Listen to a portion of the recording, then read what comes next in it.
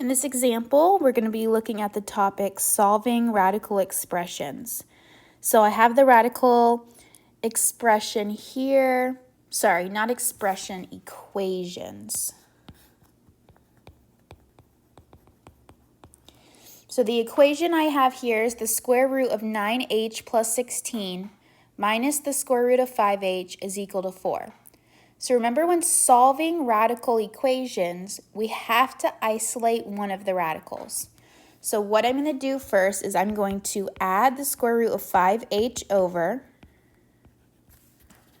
So I am left with the square root of 9h plus 16 by itself is equal to that 4 plus square root of 5h.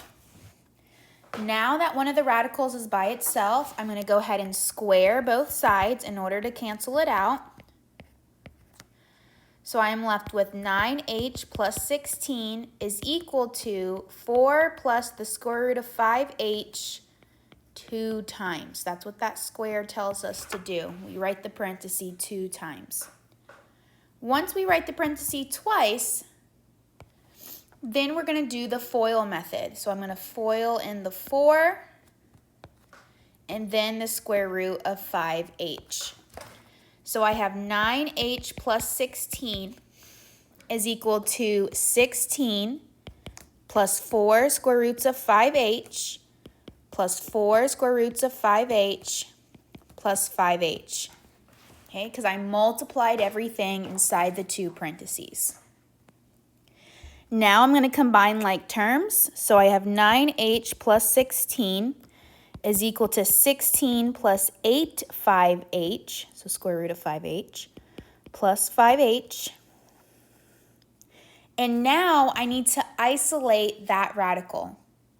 Okay, so in order to do that, I'm going to subtract the 5h over and subtract the 16 over.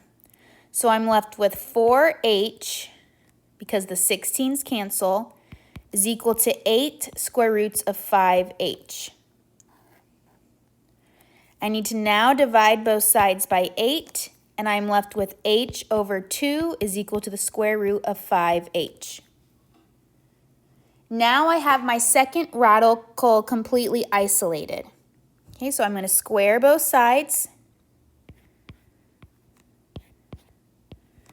So I have h squared over 4 is equal to 5h. Okay. I'm going to move everything over to one side and set it equal to 0. So I have h squared over 4 minus 5h equals 0. And then since I don't have that c value, instead of going straight to factoring, I'm going to see if I can take out a GCF.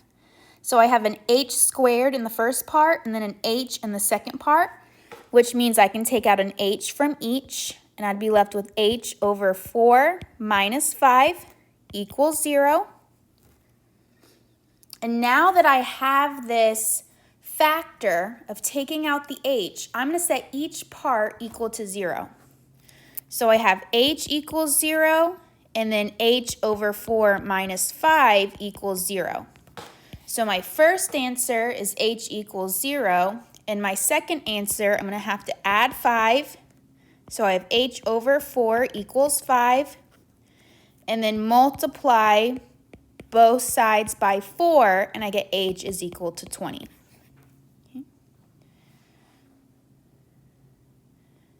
Remember, in these problems, it's always best to go back and check your work. So go ahead and plug in 0 in for h, and then plug 20 in for h, and you should get 2 true statements.